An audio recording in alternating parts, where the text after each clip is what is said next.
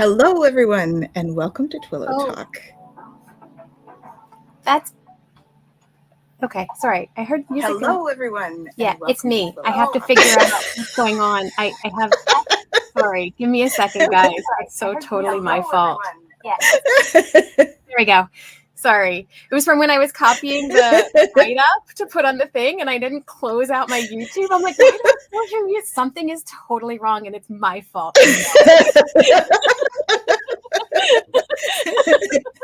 Take two. Welcome to Twillow Talk.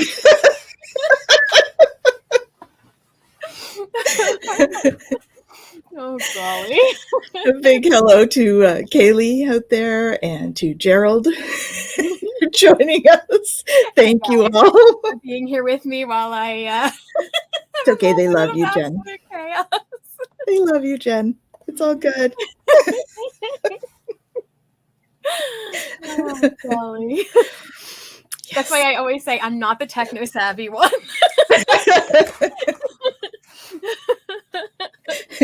She does the other kind of geek stuff. I do the techno geek stuff. I'm just going to turn my phone off because that would be the next thing that will happen is that'll go off. All right. Yeah. Mm-hmm. Oh, thanks.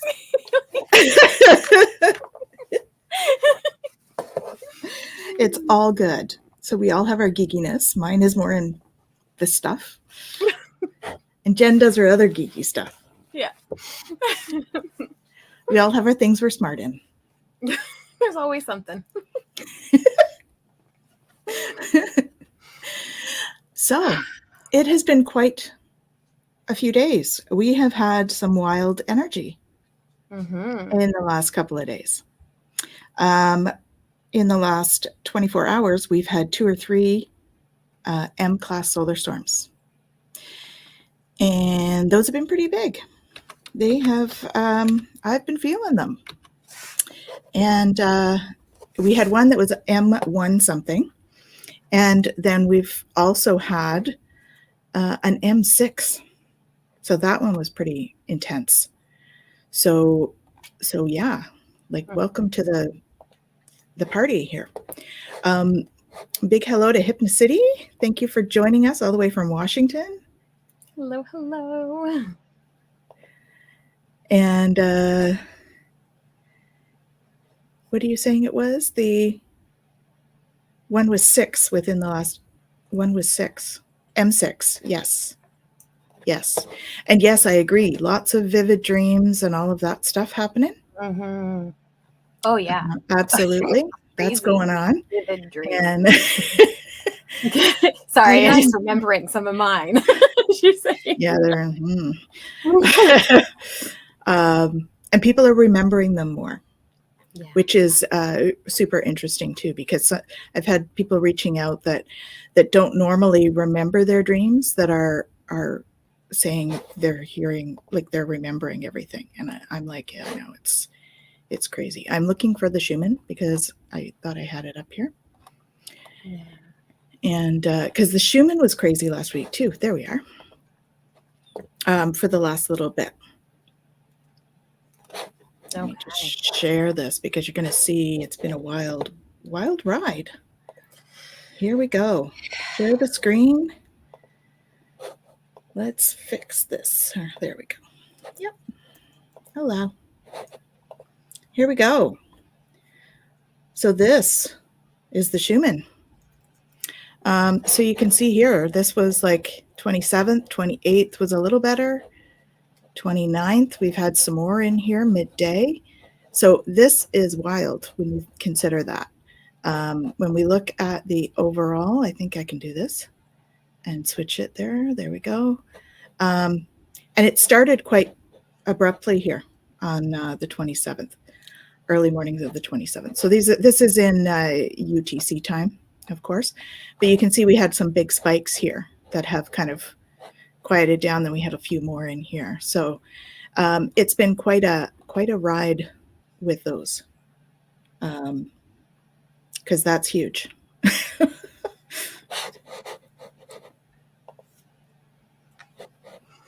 So with that, and then the solar storms, we've had a busy, energetic kind of a thing happening. Oh, thank you. Hi, Liz. Thanks for joining us. Hello, hello. Ooh, animal rescue going on there. Well, sending lots of love and light to that then. And to you as well. Thank you for popping in. So, yeah. So there's lots going on. What are you guys noticing? We've got vivid dreaming happening. What else are you guys noticing? I've had on and off headaches myself in terms of some of this stuff. Aches and pains. I'm getting calls about that kind of thing. Yeah, just intense stuff. The body's clearing stuff out. Yeah. We need to do the work to clear it from the body because we don't want to be holding on to any of that. No. Nope. Working on doing the yoga and stuff to stretch it all out and release that. Yeah. Oh, yeah, that sucks. She said the skin burning feeling. Yeah, the oversensitivity, because it's a high sensitivity because of the stimulation. Sat and cried. Good. I know I sound heartless, but really it's very that's sympathetic. That's the best thing she needs to do. Yeah, exactly. Yeah. Good job. That's how we clear it out, right? Yeah, hooray for that. Exactly. Yeah, that's definitely. How we work it out. Yeah.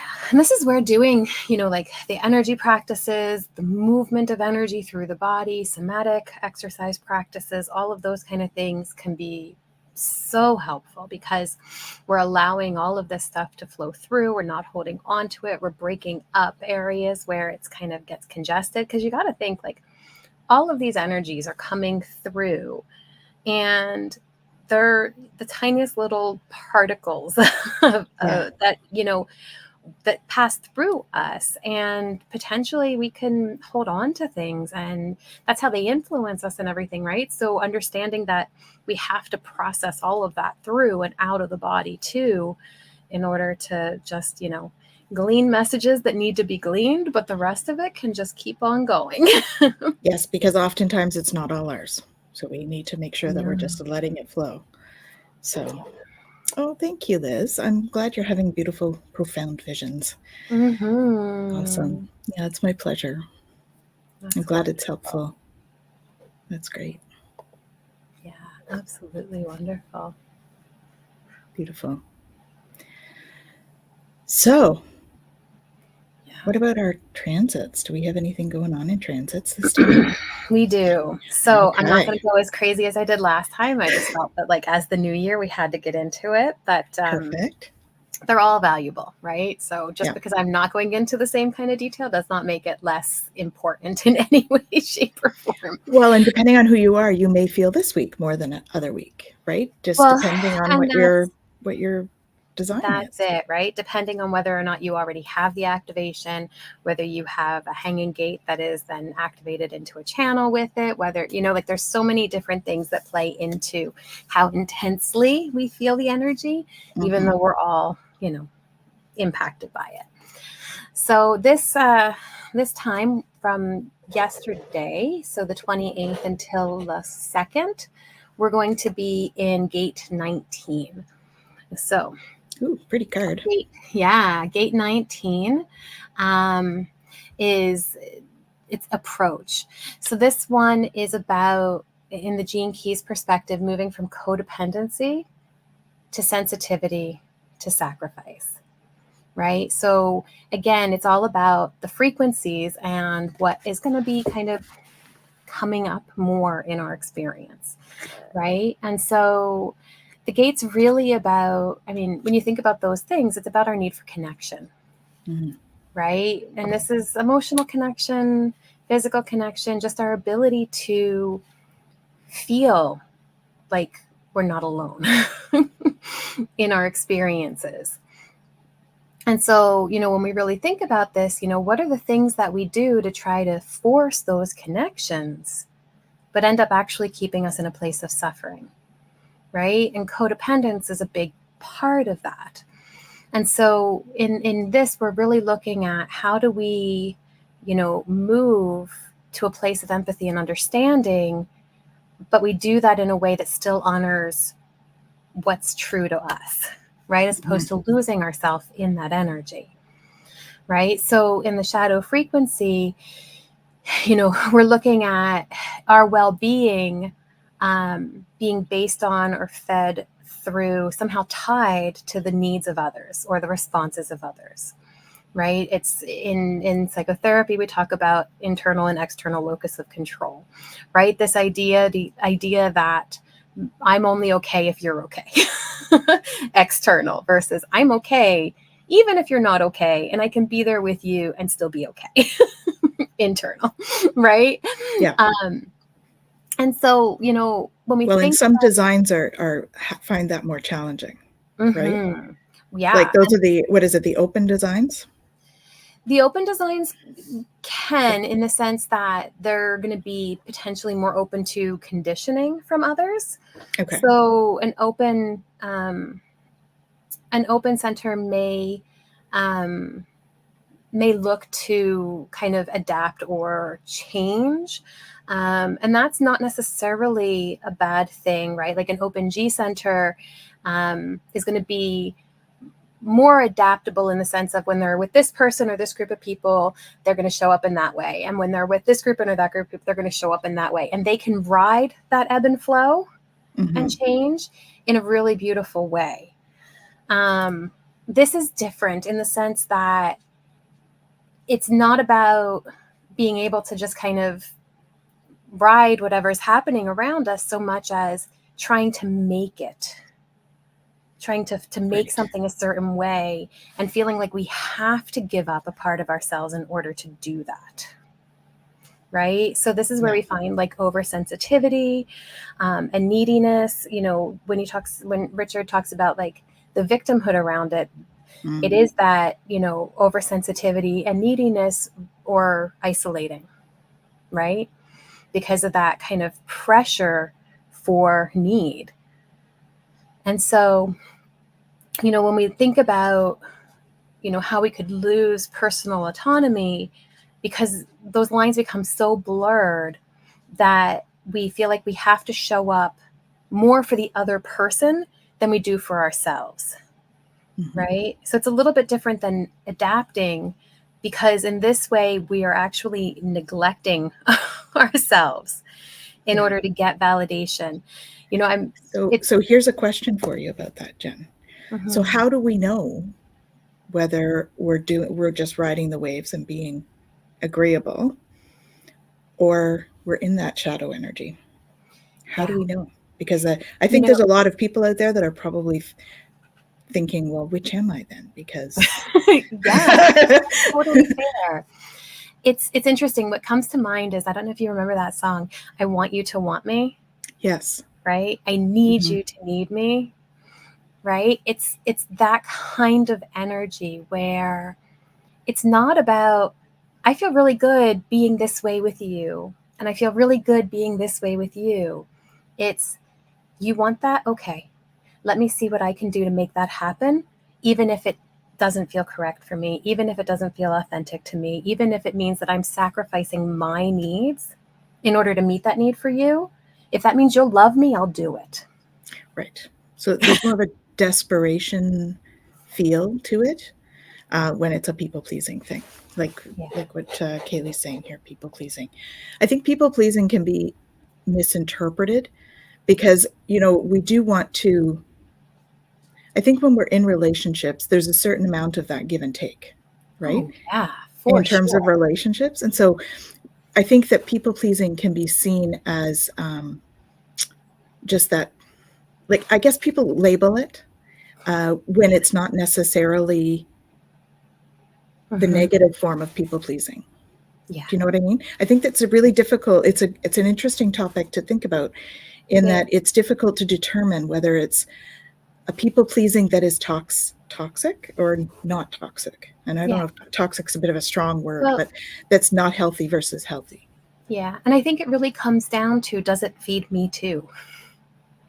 Right? In a healthy way. So that's a key thing to remember. Yeah. So like what I'm thinking about now is, in the Enneagram, the type 2 personality, the helper, right? They love to be able to give of themselves and to help in that way. Now, in an unhealthy state, it is that kind of codependency. It's that I'm going to keep giving, but I want that recognition back. I want somebody to say, look at you, you keep giving, right? As opposed to moving into, the energy of sensitivity, which is the gift for this gate. But when we're in that place, it's about still being true to us and authentic in our energy, and recognizing that, this still resonates for me. Right. And I can think about it as a parent. I might have some things that I want to do or need to get done, but my kids come in, and if they're in need, I'm going to say, okay, and I'm going to put what I have to do for me aside in order to help them.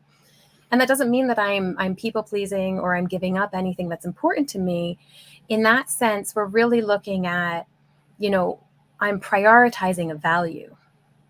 Right. Right. And I think that that's also an important piece to look at when we're looking at these. I don't need to help them so they love me. Right. And so that they want to be with me. I do that because that feels good for me. Right. And I love to be able to be there for them. And I would do that, even if they lashed out at me. Right. Yeah. Right. Yeah. So I think that that's, something to look at. And, also when we really kind of explore our pull, right. And what's kind of behind why, we feel like we have to do something. So, if we're, constantly striving to get somebody to validate us, that's very different than being able to do something from a place of genuine care. Right. Right. So a great way to recognize the shadow is to also align yourself with the gift. Right. So the gift of sensitivity, this is where empathy really comes into play, right? Our ability to be open and understanding about not just, where we are, but where everybody around us is, right? And it's about really tapping into those kind of healthy empathic connections, right? And I say that purposefully because, anybody who's empathic, clairsentient, any of those things that can feel into other people knows that line is sometimes really hard to draw. It is. Right. And so, really being able to be intentional and be conscious and be present in understanding, I feel you on a deep level, but I know I'm feeling you. Yeah. Right. And that's one of the biggest and most difficult things to learn, but also maintain, because it changes depending on who you're with and what your state of being is. Like some days I'm really great at being able to tell that's not my energy. Other days I'm like, is it? Most days I'm pretty good, but sometimes, there's times when I don't know, and I have to really sit back and go, okay, all right, take the time and feel into, okay, what is mine, what is not, and all of that stuff, right? Yeah. Awareness is such an important thing. We may not always catch that we're picking up on that, but if we can just be aware of the shifts in our energy, that can be absolutely a game changer. Yes. And I would invite Hypnocity, actually. She says they're feeling cranky today. And I would invite you to think about whether all of that cranky is you, whether it's something you're going through, or whether it's something in your environment, or are you tapped into the collective? And maybe that is affecting you as well. Okay. Yeah. And being quad Cancer, there's going to be those waves for sure. but you're also going to be more open potentially to feeling the waves of everything that's going on around you too, right? So recognizing where the pull is. Yeah, definitely a learning curve, Kaylee, for all of us. Oh yeah. That's part of what we're here to learn. We talk about all of this, and it's interesting, right? All of the above. The shadow, the gift, and the siddhi. And, I think that sometimes there's this idea that we're, striving to reach the siddhi, but it's not a sustainable state, right? It's really about the gift and embodying the gift in this life and allowing moments of that embodied enlightened state to come in, but recognizing that the goal is really to live in the gift and embrace the shadow aspects, right? To say, yeah, you know what, that shows up for me. It really does, right? Yeah. And then, we can have choice on, looking at, okay, I have this pull right now to feel connection by relating myself to somebody else's need. Right? Is that actually serving me, or is there a way that I can come into a place of compassionate understanding that doesn't pull from me and take away from what I also need? Right? Yeah, it's really about making sure that your need is okay in there. Like, what is it that you're needing it, and why are you helping? Right? Always giving of yourself and never taking that time to refill the bucket. Yes. Right? As they say. Exactly. Right? And learn to be okay with how I feel, knowing the moment will pass. Yes. I can't read today. Sorry about that. It's on the screen. You got the point there. This too shall pass is what I say. As will this. Yes, absolutely. It will pass, right? We've never been, I don't know that any of us have ever been like totally stuck in one emotion forever, right? No, and we can't be, because we have all of the emotions within us all the time. Exactly. Right? And we're going to ebb and flow, just like the clouds in the sky go, rolling by, and sometimes there's clear sides and sometimes there's a storm. It's all okay. Yeah. So it's okay to feel cranky or moody or happy and excited, even if people around you aren't. Like, it's okay to feel whatever it is you're feeling. And it's the other thing that always hits me is we always are more than one emotion at the same time. People think, oh, I should be sad, like at a funeral, for instance, right? I should be really sad. And they're not supposed to feel relief because this person's been struggling for so many years with whatever this was. Or they're not supposed to feel joyful to see people they haven't seen for a while just because it happens to be at a funeral. Those kinds of things that come up. And then people often will feel guilty because they have these other emotions playing on them as well. It doesn't make them less sad that this person has passed, or it doesn't mean they're grieving less. It just means that it's both or more than one.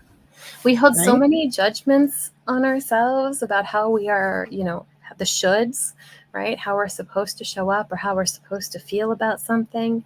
And that pressure is just, it can be unbelievable sometimes. Right? Yeah. That's right. Yeah. It's a moment in the sands of time.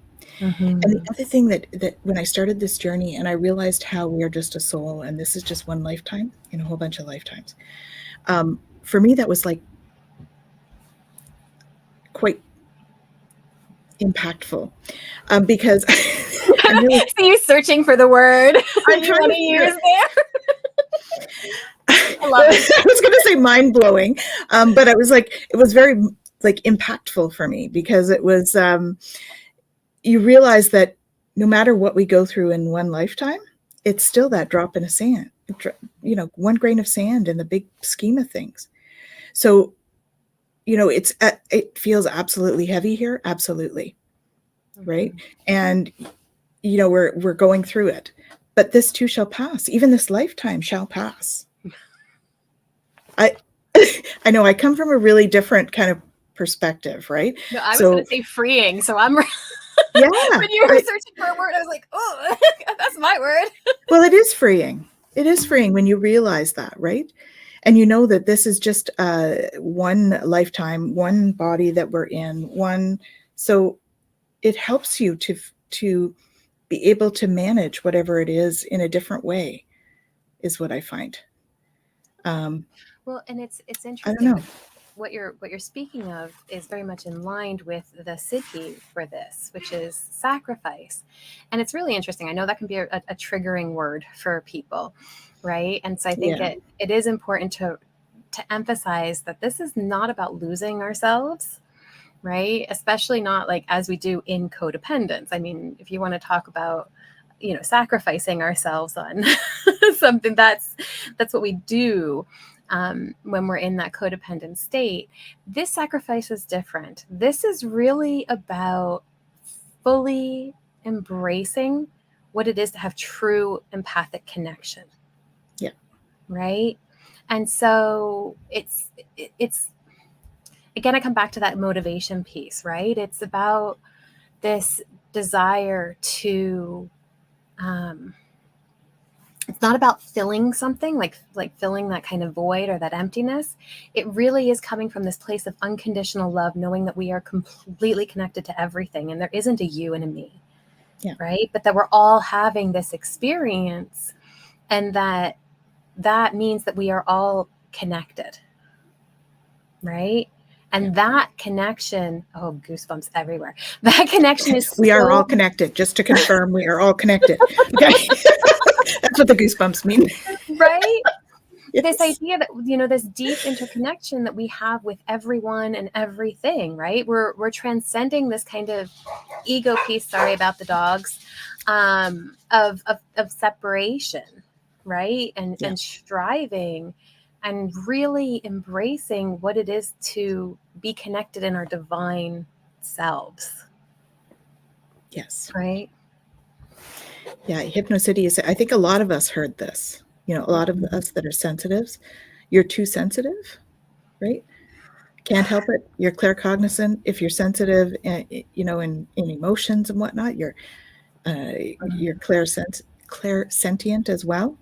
And we can't help it. It is who we are. And so when we can accept all of those parts of ourselves, right, even the ones that people have said we're too much, or we're not enough, or whatever those things are, those are still part of us, and they're a beautiful part of us. We, for our own, we need to either reframe how we see it, much like what Kaylee has said here, right? Learning to see it as a gift. Yeah. Right? Because that is kind of what we need to do, is in order to really appreciate who we are, because it is a huge part of us. And I find when I have many clients that come to me and they're struggling with like anxiety and that emotional stuff where their emotions are all over the place. And a lot of that is because they're not aware. As soon as we give it awareness that, yes, we're sensitive, and yes, all of this stuff is coming at us, it allows us to be able to manage it differently. Right? And that's what it's just like in business. You can't manage what you don't see, or what you don't measure, what you don't know. Right? You can't manage it if you don't know it. So that's part of, I think what all of us do that work in this field, is a lot of it is about bringing it to people's awareness that it's okay that you have this. This is part of you. There's nothing wrong with you because it's part of you. We don't say there's something wrong with me because I have dyed hair. We don't say there's anything wrong with us for having the eye color we do, right? So why do we say there's something wrong with us? Because our body feels things differently than others. And so, Tarot Stash, Gerald says, our sensitivity is our superpower. It really Absolutely. Is. And really is. If we can learn to use it as a superpower, instead of being overwhelmed by the energy of it, or thinking that there's something wrong with us because of it. Yeah. It's way more peaceful. Yeah, we feel everything. But, we can go back and think, okay, like I was having headaches. I'm super sensitive. I'm like, okay, so I just need to know why I'm having the headaches.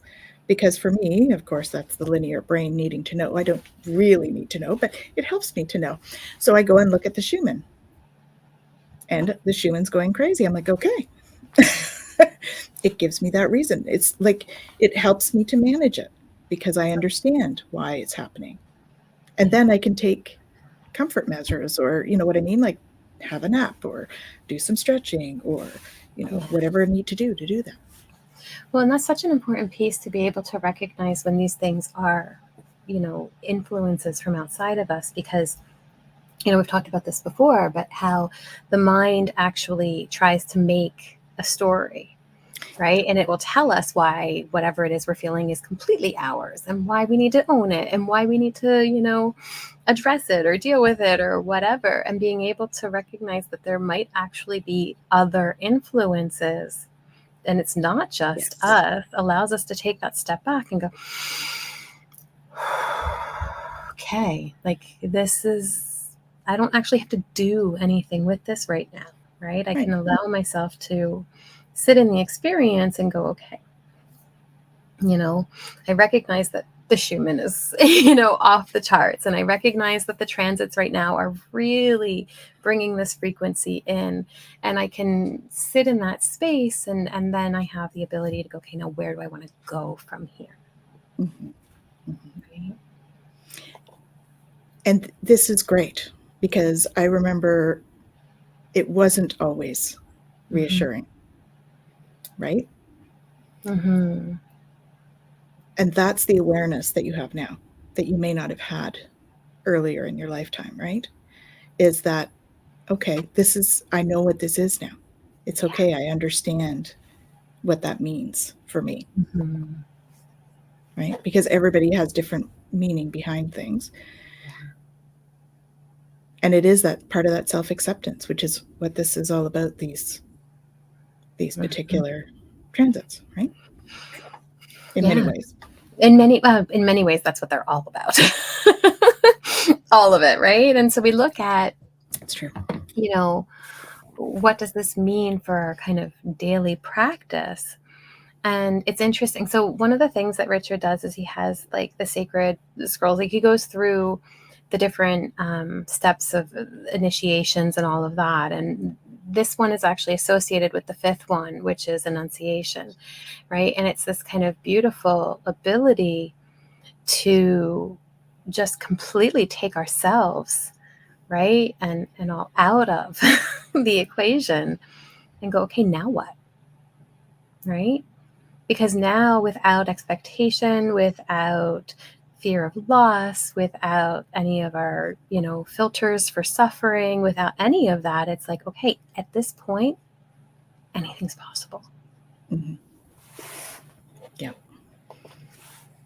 And this is a good question. Might we just need to get used to the Schumann being off the charts with the energetic shifts going on? Do you think we'll keep having these high readings? I do, but it's not actually that the Schumann is high. That's the issue. So I think in a way we will get used to it. The Schumann being high means there's light coming in. So there's more and more light coming in. And so it's really digging deep into those things that we need to release. Yeah. So I think the more that we have it, the more we release, the less symptoms we're going to have. So in a sense, we are going to have to get used to it, but it's because our bodies are going to start to release more, and we're going to be able to, it's the resistance to the release really that often creates it for us. And it's often unconscious resistance. It's not something that's conscious. Like I can sit here and say, I release resistance, sometimes it works, but there is a subconscious, catch to that. So it's really working through all of that. Yeah. And that's going to happen gradually, and it's going to happen exactly when it's meant to for each of us.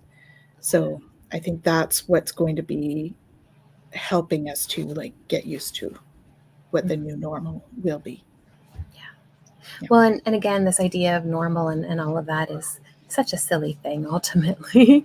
But when we recognize that we don't have to dictate any of it, yes, right? We can just feel where we're at with something, right? And so, I think about even this morning, I woke up and I was like, okay, energies are interesting. And I did some somatic releasing practices before I got up, right? Yeah. Just to be able to move the energy that I was feeling. And I think that the more we get into a place of listening to the body and to what is actually happening within us, the more attuned to these things we will be, and the less symptoms we're going to have, because we are in connection with what's coming in and we're allowing that to flow through and then out again, right?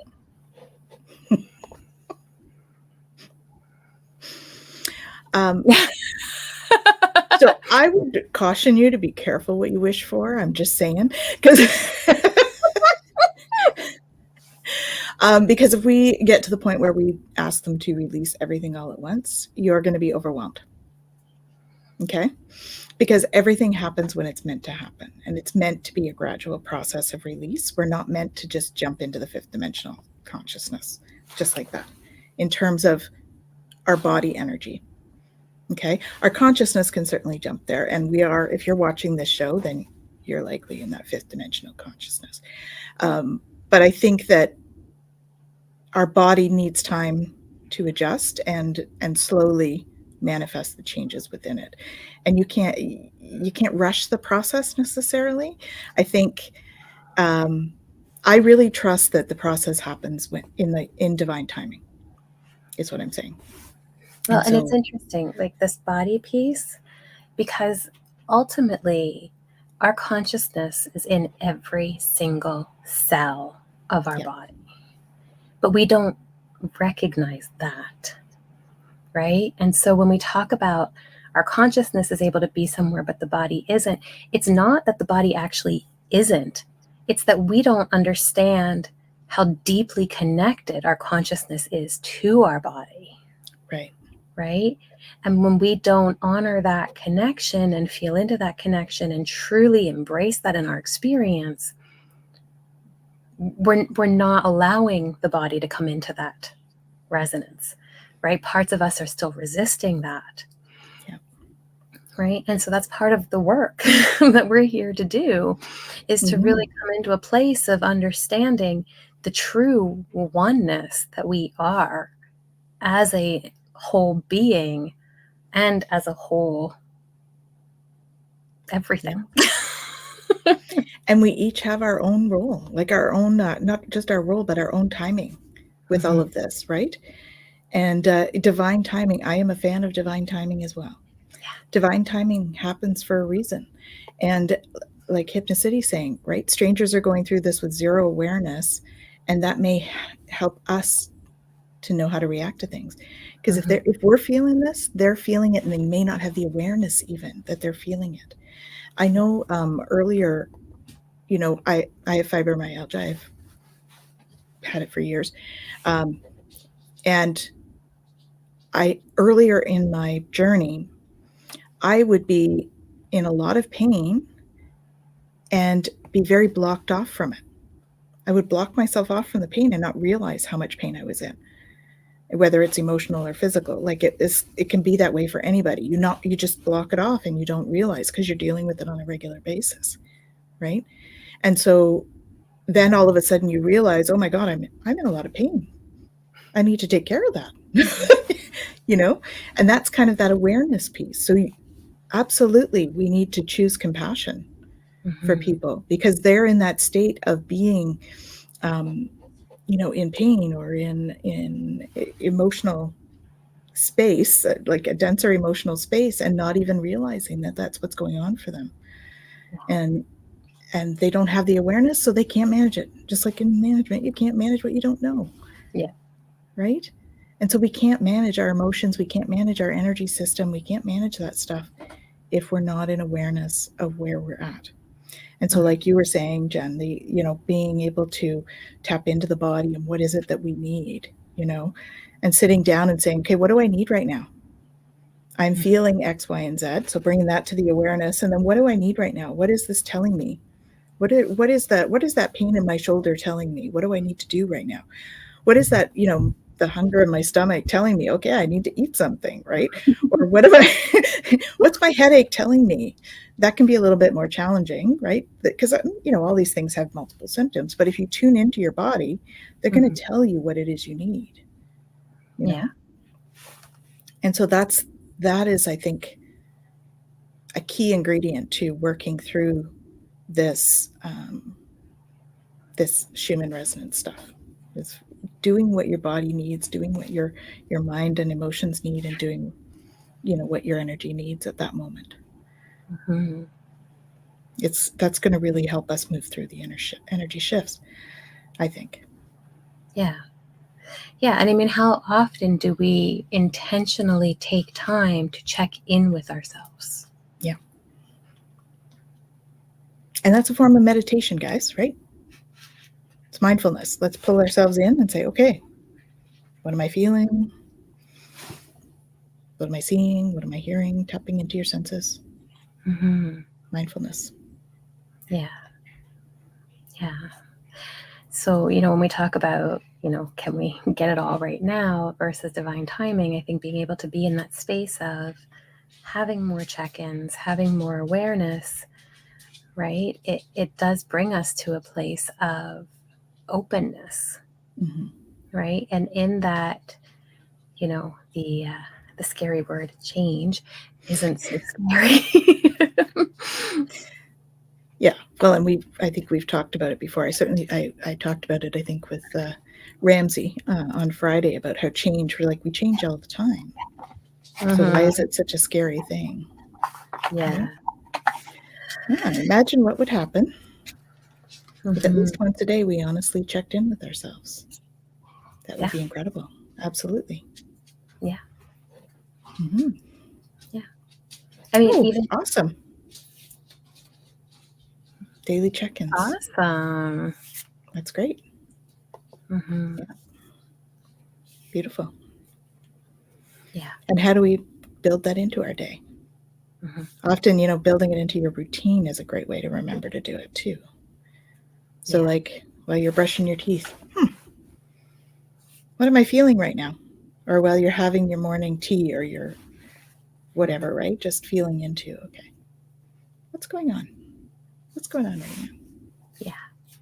Well, and that's it. I know, in being able to journal and being able to actually scale how I'm feeling is really huge too, right? Because I think that sometimes, we will feel off or we'll feel like something isn't quite right. And we'll do a meditation or a practice or something. How often do we then check back in? Right? We might recognize, oh yeah, I feel good. But do we really pay attention to the impact that has on us? Right? And so it's like celebrating successes. Yeah. So being able to say, you know what, I'm feeling really off right now. Oh, I'm at like a 7. Okay, I'm going to do this practice, right? And you come out of it and you're like, I'm a 2. I'm doing great. Right? Yeah. And the before sometimes doesn't even feel like it was as bad anymore. Like it's like it's gone, right? And so being able to really pay attention to the impact that different things have for us and how they help us can also be a really valuable tool to implement in the experience. Well, that's more of, know thyself, getting to know yourself and what works for you. So when I'm a 7 physically, what do I need to do? What has worked typically when I've been a 7? Right? In your journal, what has typically worked? Yeah, you can look back if you can't think of it. Yeah, and this is where doing, again, the somatic tools, doing any of the polyvagal tools, things like that, where you're actually working with the nervous system, not just the mind, right? Yes. But bringing it all together. Yeah, and I always love that one that you do that resets the basic vagus, exercise. Yeah. It's like hitting the reset button. Yeah. And I like that, setting the alarm with the purpose of alerting me to be mindful. Yeah. That's a great way to get yourself in the habit. Most definitely. Yeah. Yeah. That is true. Mm-hmm. Most definitely. Mm-hmm. It's interesting. Like I will say, get a breathing app, get a drinking water app, any of those kinds of things where they're going to go off on your phone every so often to say, hey, take care of yourself. Mm-hmm. Right. And then it's that kind of moment where we go, okay, yeah, I have a choice. I can take a second, say, this can wait a minute. All right. Okay. I'm going to check in. I'm going to take a deep breath. I'm going to see what I need. Right. And then I can get right back to it. Yeah. Yeah, exactly. And oftentimes we're more productive.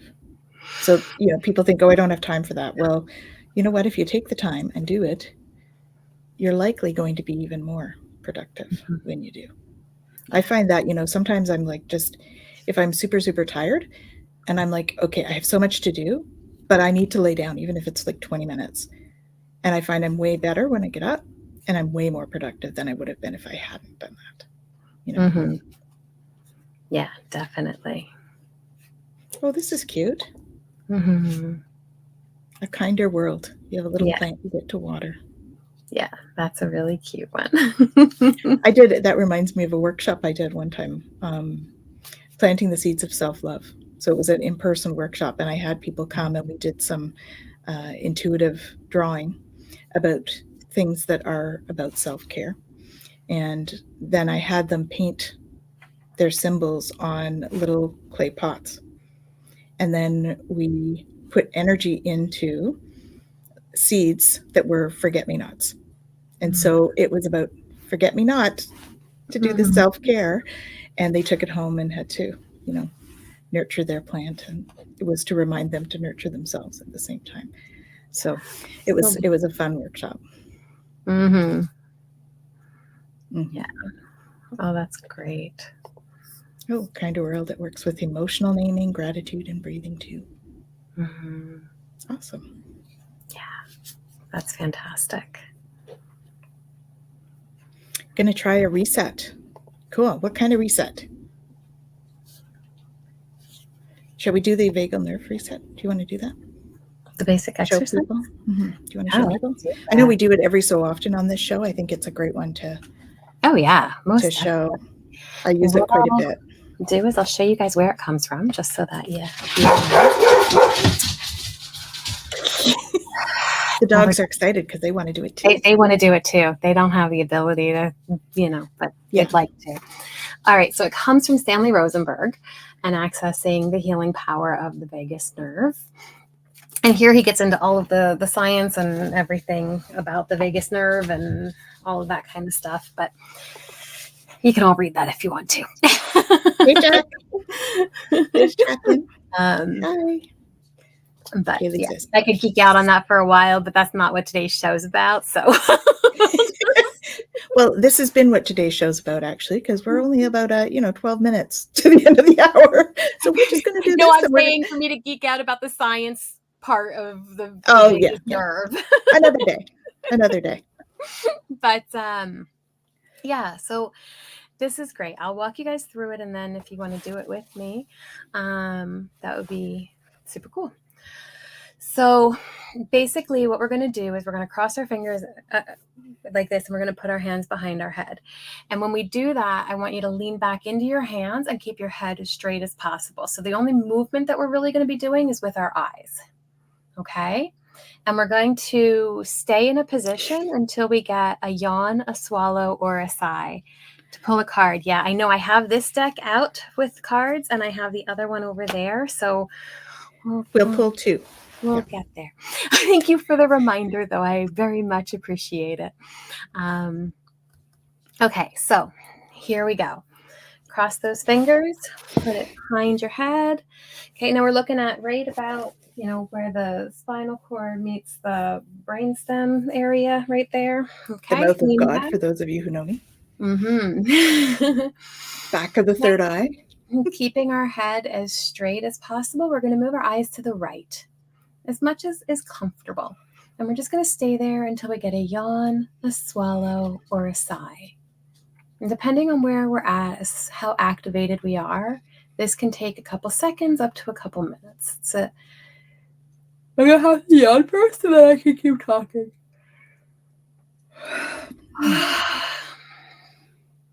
Okay.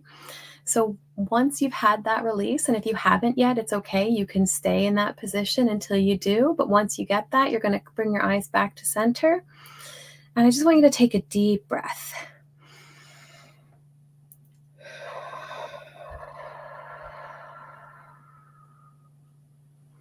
Okay, now we're going to do the same thing to the left.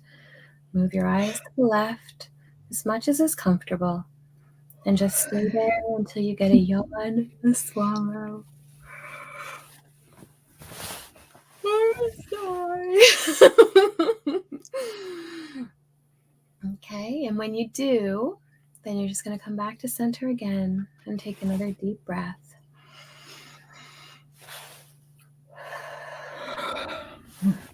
Now, I added the deep breaths because I just like taking deep breaths, but the practice itself is just that movement of the eyes. And when you're done, you're just going to bring those hands back down. If you need to, you can shake it out. Take another deep breath. Or you can just check in with the body and see how that feels. Okay, a few things around this. Only when you're sitting or laying down. Okay, don't do this when you're standing. Don't do this when you're operating anything. Right? It really is a relaxation piece. It's calming that nervous system, and it is going to, if you're really sensitive, you're going to feel that blood pressure drop, right? So make sure that this is a practice that you do when you know that you're safe to do it. I recommend for my clients to do it in the morning before they get out of bed, and to do it in the evening before they go to sleep. Right? So you're laying in bed, it's perfectly safe to do. You don't have to worry about, blood pressure dropping, falling over, any of that kind of stuff. Right? What it does is, one, it sets you up for your day, and it sets you up for sleep at night in that kind of calm, connected, right? We call it the ventral vagus. Brain fart. In a state, which is a state of social engagement. Right. And so if we're having, a fight or flight or freeze, fawn kind of response, this is a really great practice to get into, to help bring ourselves back into social engagement and to move us out of, those activated states. And so, if you're doing it every morning and every evening, then you're more inclined to use it throughout your day. Right? It's one of those things, that practice really is important, like in so many things that we talk about. If we're not constantly using it and making it part of our practice, we're not going to remember to use it when we need it. Yeah. Right? But the more that we can, use it and feel into it and feel the shifts and everything that happen within us, the more easy we're going to be able to tap into those too. Right? I find the more I do it, the faster I yawn too. So it takes no time at all for me when I start doing it. And that's a huge piece, right? Because the body goes, oh, okay, I know okay. what to do. I know what to do here. I'm okay. Right? The name of the book is Accessing the Healing Power of the Vagus Nerve. Again, it's by Stanley Rosenberg. So there you go, guys.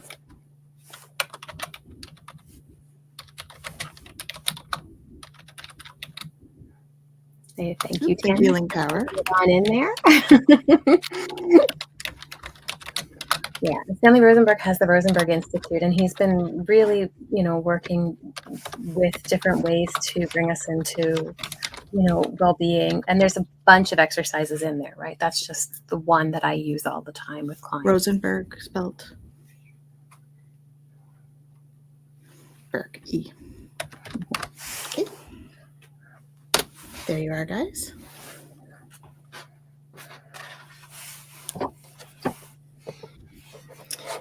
And so we've had an invitation to go and geek out on Gerald's show. Okay. That's awesome. Absolutely. We always love doing shows with Gerald. He's coming up soon on ours. Yay. Yes. And good idea to before bed. Yeah. Kaylee says she should do it because she struggles to fall asleep. Yeah, it's wonderful. I know that, like, if I've had a really activating day, and I'm, those moments where you lay down in bed and you're just exhausted, but you can't fall asleep, doing that practice, I'm out. Yeah. Right.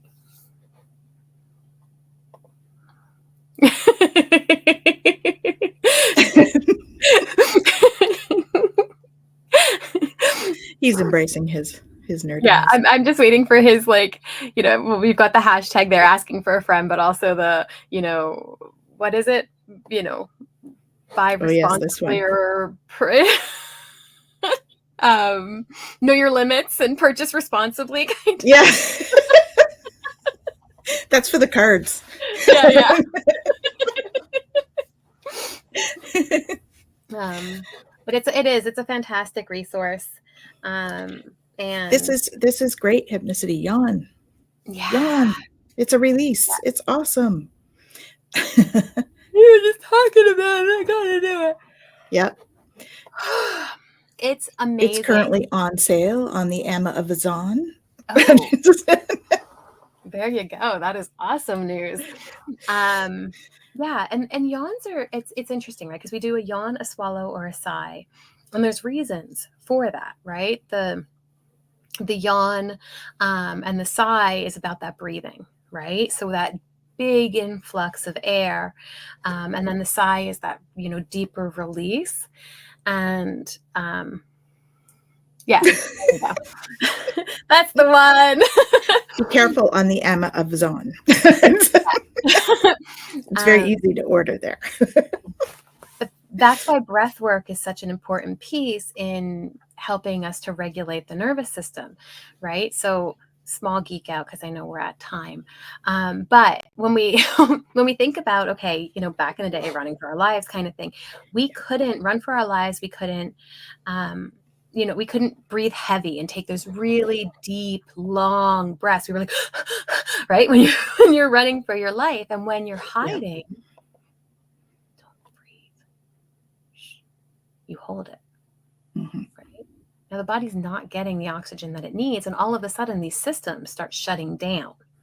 Digestion is one of the first ones to go offline. So this is why a swallow, the mouth is starting to actually produce saliva again, and you need to swallow is telling you that the digestive system has come back online. Right. Right. So just that small geekiness about, where they come from. But that's why those are the signs that we look for, right? Because we want to make sure that these systems are coming back online. We're taking these deep breaths, and having a yawn, a swallow, and a sigh shows us that, oh, look at that. Here we go. Right. And so you just need one, but you're going to notice as you're coming back online, right? That's, you're yawning more. You may find that you need to swallow a little bit more. I sure do as I'm talking. Right. And it's that piece where we go, oh, okay, look at that. My systems go. I'm back online. Just like when we rebuild the computer, it takes a minute to get us back online. It's a little reboot. Apparently it's available in audiobook too, just saying. Yes. Okay. So I bought it in audio first and I was listening to it and I went, I have to have the book. Now you can get like the visuals and things like that and in the appendix in the audio, but having the book allows you to really see all of the different things that he's got in there. So it's totally up to you what resonates. But if you're thinking, no, I really only want one and it doesn't matter which one you go for, in that sense, I'd say the book might be the better choice. Mm-hmm. Yeah. But if you're an audio person, go for it. Interesting about the swallow. Yeah, for sure. Mm-hmm. So we have what have we got? Name all the things you love. Beautiful. That's a great way to reset, actually. Mm-hmm. Isn't it? Gratitude is such a beautiful piece, and being able to connect with what we love is so awesome. Now, the flip side, and I love this, list all those things that you love. Are you one of them? Ooh, that's an important one. Mm-hmm. Today's Mhm. mantra: I give myself all the love and attention I need. Isn't that not perfect for today's transits? You can't make this stuff up. You can't make this stuff up. Every week. Every week. and Oh, we have a fan thwarp here. hold on. Fan thwarp.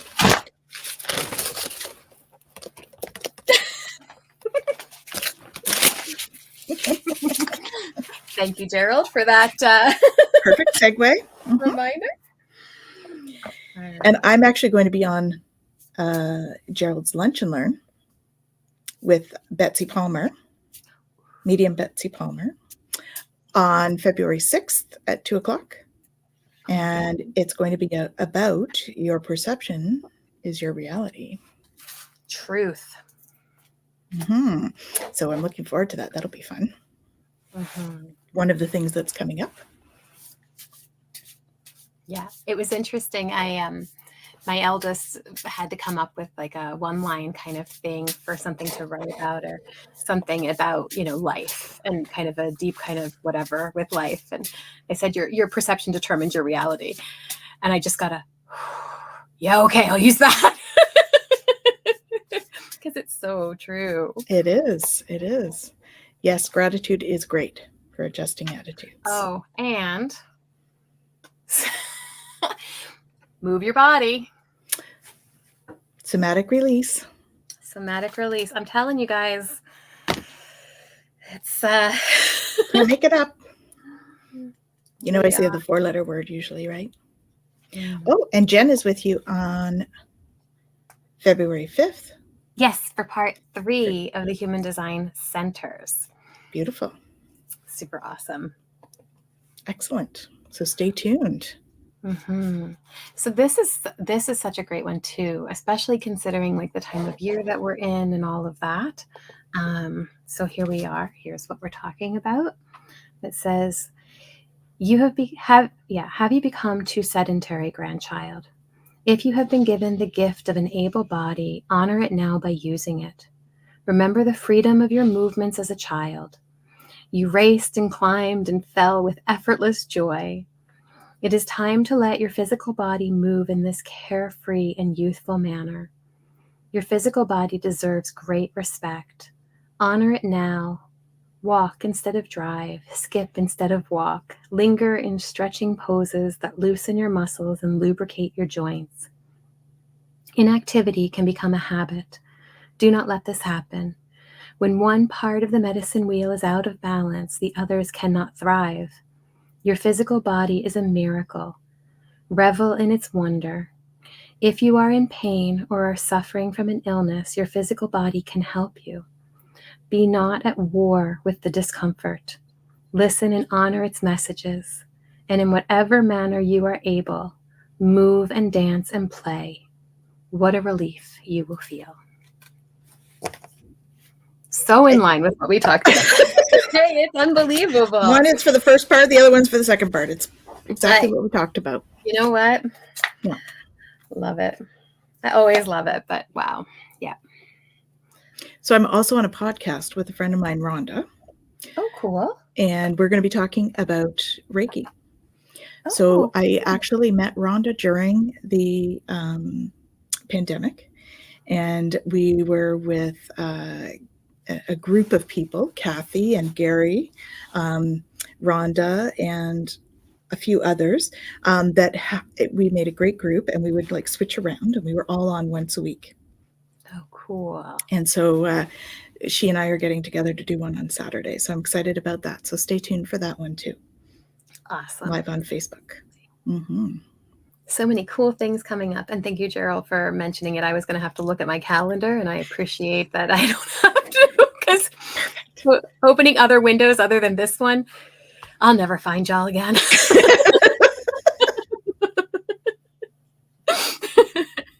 We'll be lost. I also have a Reiki 1 coming up on February 10th, if anyone is wanting to learn that as well. Okay? I'm going to cough. Oh, well, I'll talk then. Sorry, it took me a minute to clue in there. yeah, so other things that are coming up, hoping to be able to do some more human design and bring in some human design workshops. And potentially I've got a couple other things in line with that, kind of stirring in the background there. I've already asked Tanis to be a guinea pig for me on one of them, so we'll see how that goes. And then maybe that can be another workshop that we offer. And that's really about, moving forward as, in entrepreneurs in our business and what that looks like in relation to our human design, and how to really embrace the energy that is there for us, so that we can move in a way that's actually in flow instead of trying to push and fight everything. And then possibly I'm also thinking about maybe doing some more somatic and energy work, and maybe that'll be a workshop that we can do for those of you who want to actually do some experiencing and seeing what it feels like to move that energy through the body and connect with that. Yay. Yeah, so yeah. The other thing we have is Jacqueline Richards is doing yoga twice a week online. Yes. So feel free to join us for that. It's on Tuesdays at 6:30 and on Sunday mornings at 9:45. So take a look at that. It's going to be lots of fun. Great way to get your body moving. Mm-hmm. And yeah, we're looking forward to having you. It's awesome. Yay.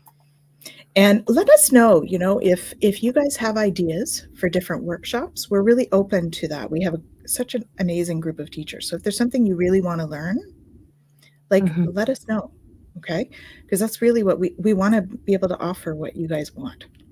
And if we don't know what you want, then it's hard to do that. So please let us know, okay? If you guys think of stuff. Let us know. What's that? I said Hypnicity's letting us know. She wants to be a guinea pig. Did you know I used to have guinea pigs? I've had guinea pigs for years. I don't have one right now, and I miss it. But I've had guinea pigs for years. They're amazing pets. If you guys haven't had guinea pig for pets, they're amazing. Yeah, I had one when I was younger. Awesome. I love animals, so we don't have to get into that. Me too. Yeah. So we've got lots going on. And we are working into an awesome year. There's lots coming up for the year as well. And we're looking forward to having Gerald on the show. It's the second one of the month, right? So that would be the 12th, I believe.